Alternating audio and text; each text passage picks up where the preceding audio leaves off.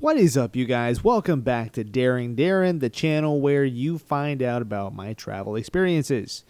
So this is the time I went to Canada. Let's jump right into it. So if you're not familiar with this story, just be aware that this has been posted in, well, as of right now, it's the second part, but this will have been posted in various parts, so if you're not caught up, that's okay. A lot of the viewers aren't. So here's exactly where we're at. About, let's see. I want to say July of 2023. Yeah, I believe it's July 2023. The end of June as well. With my girlfriend, I traveled into the Northeast, which meant coming from Texas all the way into around New Jersey, all the way into Vermont, crossing into Canada, going into Montreal, then into Ottawa, and then into to Toronto before crossing over into Michigan and going south again to Texas. This is specifically about when we went to Canada, when we crossed over into Montreal from Vermont. So, let's pick up after I can make a whole video between whenever I went to New Jersey and meet Kevin Smith and whenever I was in Canada, so I'm not going to spoil anything. Don't worry, you're not going to have anything spoiled. That'd be a whole separate video, perhaps. But right now, where are we at? We are currently in Vermont. In Vermont, I remember I really had to pee. I had to pee quite bad. And there were all these mountains around us. And there was, in this area where you just pull in and see some scenery and all, I believe there was like a hiking trail or something like that. There was an area where you would enter. Well, I didn't go into that entrance. I went in the exit. This man rolled down the window, and I believe he was some sort of ranger in the forest, I guess. I don't know. The guy looked like some sort of official, though. He had that northeastern accent, you know, the very thick one that makes you think of a Mountie. This man said something to us. He said, please forgive my northeastern accent that I'm about to attempt. But it was something along the lines of, hey, don't you know this is... That is absolutely not northeastern at all. That's Australian. Hey, don't you know that you're going in through the exit? What's wrong with you? So, that's better. That's more New York, but all right, that's fine. And, you know, I say to the guy, I'm like, oh, sorry, I didn't know this was the exit. He just looks at me like I'm some sort of fucking dumbass. So I'm there like, yeah, sorry. I'm from Texas. I didn't say that, but that's what I'm coming off as, I'm sure. But he's looking at me like, you know, just make sure you go in the right way. You know, I'm all nice, I'm nervous, new to that area. The man's aware that I'm not from there. And he's a young guy, you know, he's probably 25 or so, if I take a guess. Could have been 30, could have been 35, but he definitely wasn't an old man. So he didn't seem like a curmudgeon yet. It wasn't like Larry David pulled me over saying, hey, why are you coming in through the exit? Don't you see this says exit sign, do not enter? Well, let me put this in perspective for you guys. It was just me and his car. There was nobody else there in that giant parking lot that I was hoping had a bathroom. It's not like that I was going in there and saying, oh, I gotta get in here or else I'm gonna pee over everything. It was more like, there's nobody here. If he hits me, he's a dumbass. So we go in through the exit past this official man. Then we pull up into this, I don't know, some sort of sightseeing thing. I believe it was like the old man of the woods or something. And there was an area where you go into this little building and you use the bathroom, you know. The thing about that is, guys, is that we got there, and if I remember correctly, I think it was closed. And I'm just there like, oh, it's closed. Now, my memory's a bit fuzzy right there. Because if I remember correctly, I believe my girlfriend went to the restroom there. And then as far as myself, I think I just didn't want to use it there or something. I think I said, I'm going to wait. Or because I believe I walked off at some point and used the woods to pee. I'm too fuzzy on that to really tell you guys for sure. That's really irrelevant. So anyway, unless my memory is wrong, I do believe that we went from there into the night, further into Vermont, through all these beautiful mountains where we saw all these it was like smoke. I don't want to say it was smoke. I believe we were driving through the clouds, in fact. It was like we were driving through the clouds. We went through these clouds, and finally, after many, many, many miles of road, and finally dark roads, we hit the border. Now, I'm not a criminal, but if you're anything like me, and if at any time in your life you've ever had anything you shouldn't have on you, even things that you are positive are illegal in the United States, and you are about to cross over, you are probably thinking to yourself, oh boy, did that item I had so many years back, or so many weeks back, or if you're Cheech and Chong, so many minutes back, somehow find its way into my car. Well, in my case, I had anxiety. I got anxiety, guys. I'm sure we all do, to an extent. That anxiety was creeping up on me. I just felt like I was driving to my demise, like to my death of sorts. I was driving up to the Canadian border, like, oh no, I'm driving into a place where weed is legal, but what if I have something on me? I don't think I do. I'm very certain I don't. But if I do, is that it? Is it over? Oh, man. That was what was biggest on my mind, because I know that weed is legal in Canada. I was pretty positive I did not have anything on me.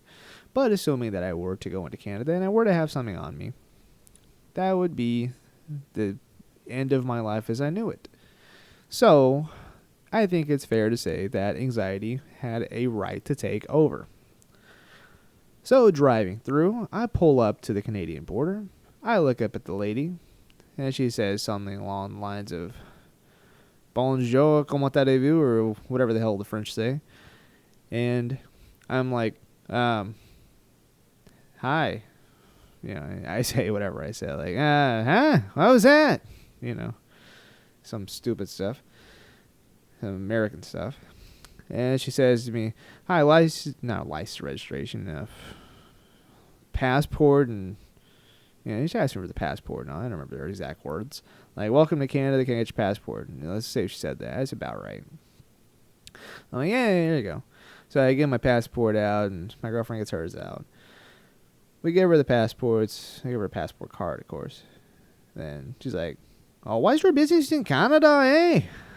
I'm like, oh, well, we're here just to drive through. We decided to come all the way up to the Northeast, and then instead of going the boring long way back, we would come through Canada over the next few days, and then go south through Michigan, and then back down into Texas.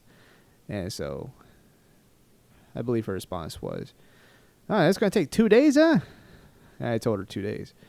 And she said, 2 days? That's it? I was like, yeah, we're just driving through. She's like, oh, you're not even, I just dropped that Canadian accent. Also, you're not going to stay, eh? You're just here for 2 days, huh? Okay, that was a bad accent. Forgive me.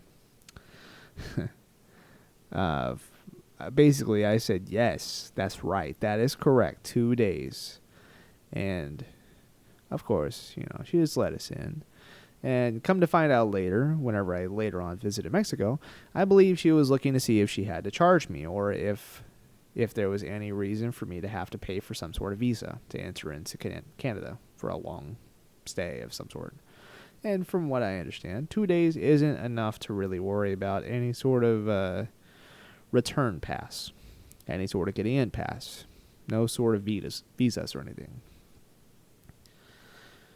So we drive in. And the very, very instant we drive in, I immediately remember and notice that Montreal, Quebec specifically, it was Quebec, speaks French. Now, I don't know about you, but you immediately think, oh, Canada, they speak English. Now, I realize that that's probably a very common thought amongst all of us. Well, let me tell you, they do speak English, but their signs, at least in Quebec, do not. Do not whatsoever. So, what I picked up was arrête means stop. And now I am butchering that hardcore, A-R-R-E-T, arrête, something like that. And I did, in that moment, learn the word for tolls because I said, I need you immediately to look up the word tolls and tell me what that means in French, not Spanish, in French. And I got that word, and I immediately started looking at all the signs, trying not to get charged tolls in Canada, of all places. And past some signs that I had no clue what they were saying. Hopefully they were not my exits, and if they were, well, I guess my GPS would have had to come in clutch. But I had to immediately change my stuff over to kilometers, drove in the dark for a while, and then I did realize I needed gas. So I believe my first stop in Canada was to get gas. Now, somewhere along the lines, I did take some pictures of how they do gas in Canada. I think that a lot of the stuff there was Canadian based. I know for sure that they have some brands that we do not have in the United States. That was interesting. I know that whenever I went to Canada, at the gas stations, they did not have souvenirs. They did not have the pride that we do. Like, I was looking for shot glasses. And I'll probably mention this later on. But if I don't, I was looking for shot glasses on the way back. Nope, no shot glasses said Canada. None said Toronto. None said Quebec. None said Montreal. None of that stuff. No Ottawa. They don't have souvenirs in the same way that we do, meaning the United States. So going on up into Montreal, past the gas station where everything was in, I believe, liters, where I didn't know anything about money, and where I didn't even know how to read the French in order to pump my gas. I just took a guess on what some of the words meant based on context clues. I forgot where I was going with that. But we went past this gas station and immediately started seeing giant towers from Montreal. Now, this was quite a sight. But when we got into Montreal, we were absolutely starving. We were hungry. We needed a place to stay. We hadn't booked any hotels or anything that were outside of the United States. So that had us thinking, where are we sleeping tonight? Where do we call home tonight, you know? Where do we eat? It's 1 a.m. Probably midnight at that point, but we're pulling into the city, 12:30 or so. We look up some good places, and I believe we looked up one place that we couldn't find, or it was closed or something. The parking was bad. I can't remember. But we settled on this Italian place. And this Italian place that we ended up going to, could not tell you the name of it for the life of me, but I remember how I felt whenever that we walked in it. Well, first, we parked. We had to park on the side of the road. It wasn't bad, especially considering I saw all these people working out. They were running. This was 1 a.m., mind you. They were running. They were biking. They were chilling outside of bars with their friends, looking very civilized. They didn't look like they were punching each other, nothing. They didn't look like there was a whole bunch of homeless or anything. There was one guy in a wheelchair that I believe didn't have a leg, and that was the only homeless man I remember seeing. And even him, I believe some car almost ran him over, and he looked like he was actually scared. He didn't look like he was cracked out or anything like ours do. But he looked like he was actually, he wasn't in a bad state.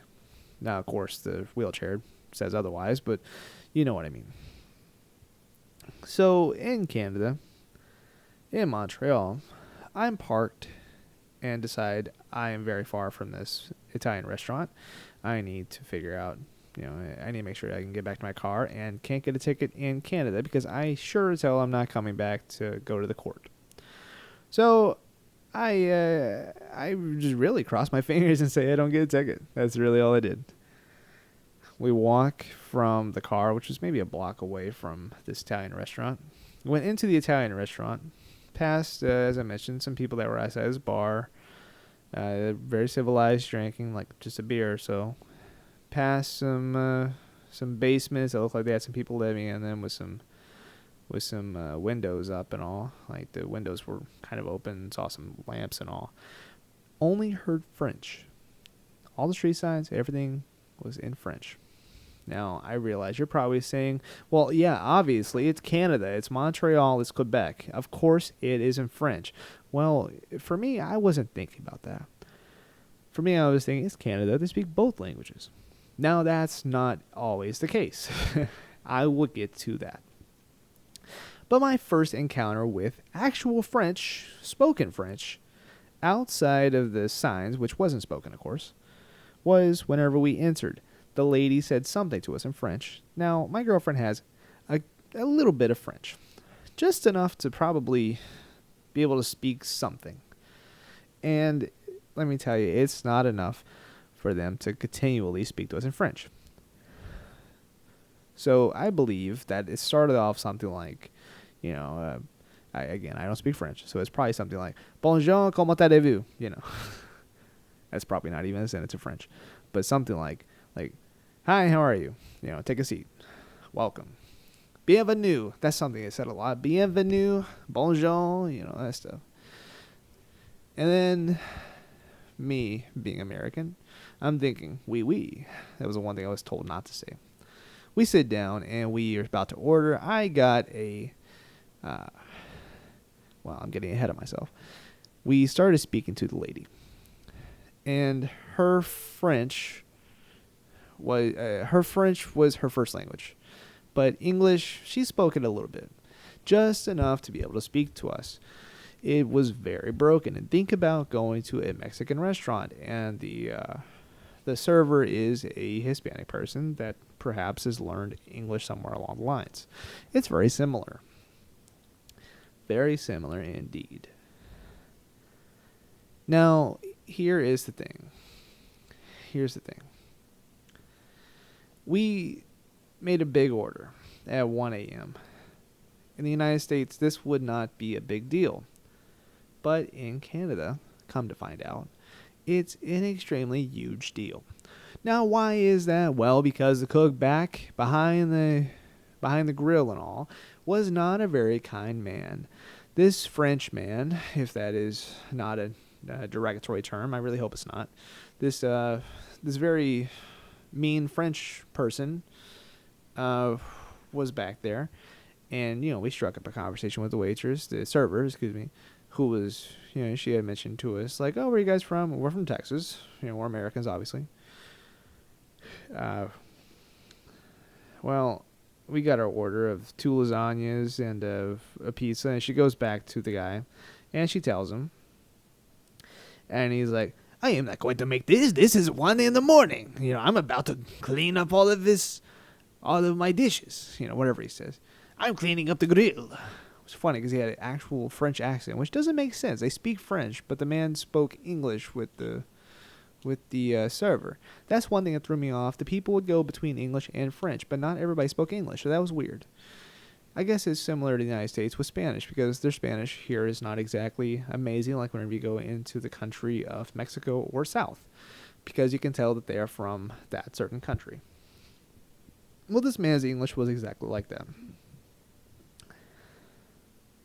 Her response to get this Canadian man to make these 2 lasagnas and this pizza was, they're from Texas. His response was, fine, I make it. Now, the man made 2 lasagnas and a pizza. What I did not realize, oh, by the way, they had Big Bang Theory playing. That was interesting. I thought, wow, that's kind of cool. It's the English show.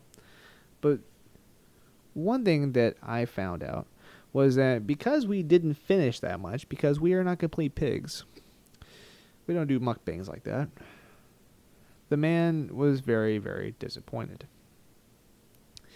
Now, keep in mind that was a very large order.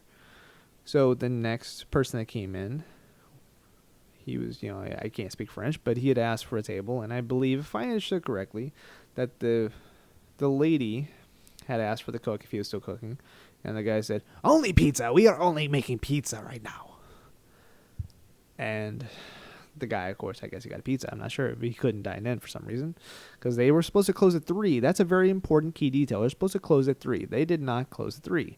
This was at 1 in the morning, 1:30 a.m. perhaps, but 1 in the morning nevertheless. So this is 1 in the morning. We ordered 2 lasagnas and a pizza. This man was only offered pizza, and we only got what we got because we are from Texas. And here is why that I know that the man thought we were going to eat it all, because we are fat Americans. Well, we asked for a box, and the man was absolutely fuming. He was raging. I got so uncomfortable. I've never been more uncomfortable in my life. The people that say that all Canadians are incredibly nice, well, you have never met this man. This man is incredibly mean. Now, I get that maybe he had a bad day. Maybe he's just a very nervous man. Maybe he just doesn't like to work. Maybe he's lazy. I don't know. Maybe it's the man's husband. Or, excuse me, the woman's husband. You don't know. I don't know. Only the man knows. But what I can see is whenever I ask for a box, his response to the lady who told him that we'd like a box was something along the lines of, "You want me to stop all of this, and you want me to get them a box? I am here cleaning. I am cleaning. You want me to get them a box? I'm not going to drop everything." Anyway, he was very, very, very rage-filled. He was very unhinged. Now, it wasn't that bad. We paid. My card went through. I was able to pay and everything. I did have to experience a 5% fee, but I paid and everything. It was perfect. Here's a problem. The problem was we had to walk back to my car. And as we were walking with our leftovers, because we are not fat pigs like the man thought apparently, we had to walk past the kitchen. Now, in my head, the scenario that would play out would be that we would walk past the kitchen and we would hear the cook raging loud and probably hear him saying something like, "Oh, those stupid Americans, they're walking by me." Well, that never happened. That luckily never happened. That would have made my night terrible.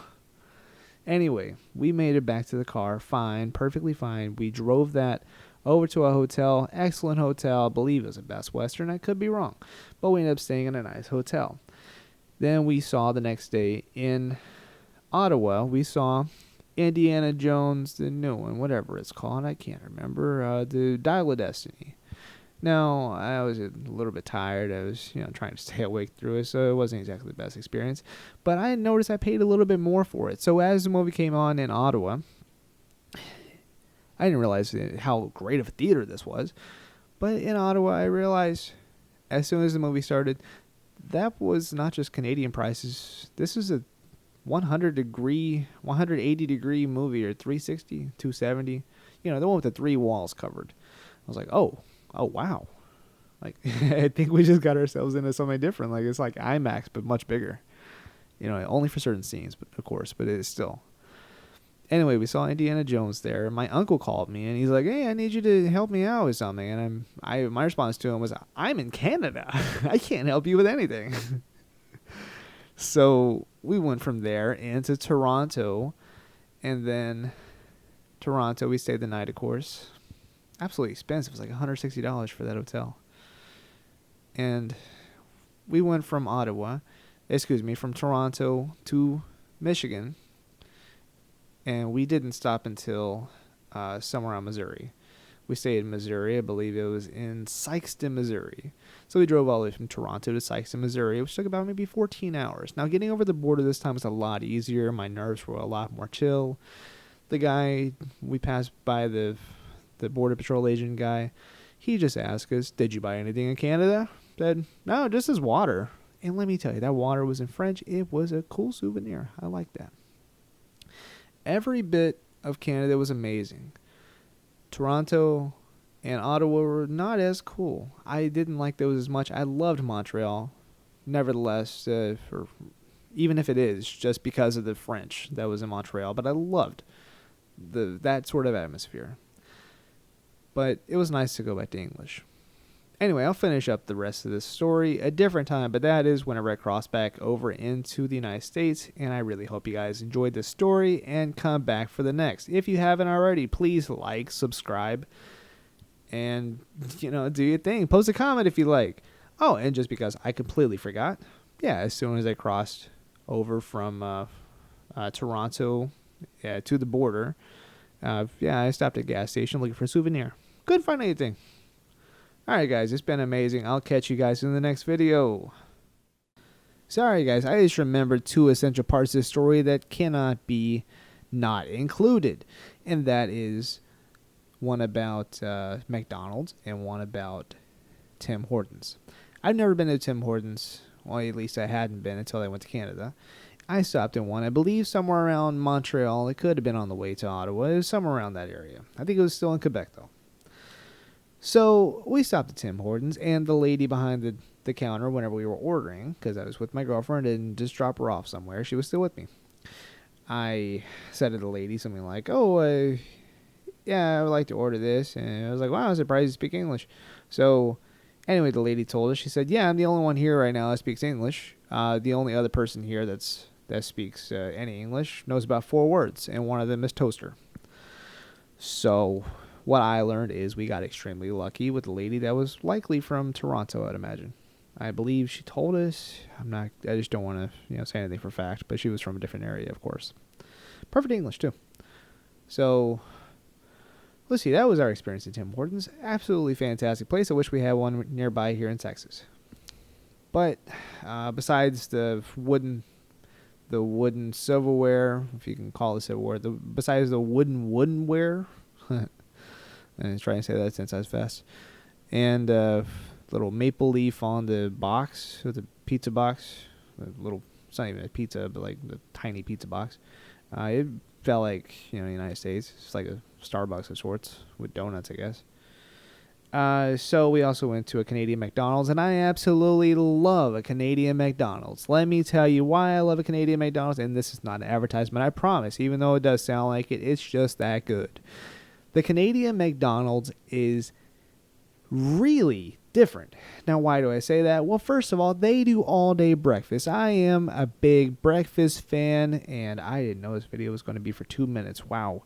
Excuse me, it's recording, so I guess we're going to push about 30 minutes. I'm a big breakfast person, as I was saying. I'm a very big breakfast person. So whenever I can order a BLT Egg McMuffin, I'm a happy camper. So that's exactly what I did. I got a BLT Egg McMuffin. I was extremely happy. It was like having a halfway healthy Egg McMuffin. And let me tell you, it's one of the greatest Egg McMuffins I've ever had in my life. I got back to the United States, and I was like, I want to have an Egg McMuffin, a BLT Egg McMuffin. They didn't have one. Can you believe that? I believe it was in Missouri. I tried it out. I was like, where is the breakfast? Where is the BLT McMuffin? I was mad. Anyway, there's some stuff I love about Canada. Now, the real ending to this video. Like, subscribe, do your thing. I would love to see you guys back in the next video, and maybe, just maybe, I'll talk more about this trip. If you want to hear more about this, let me know in the comments. And I hope you guys have a fantastic day. I don't know how to end this. Maybe I'll go back to Canada. We'll see. Bye, guys.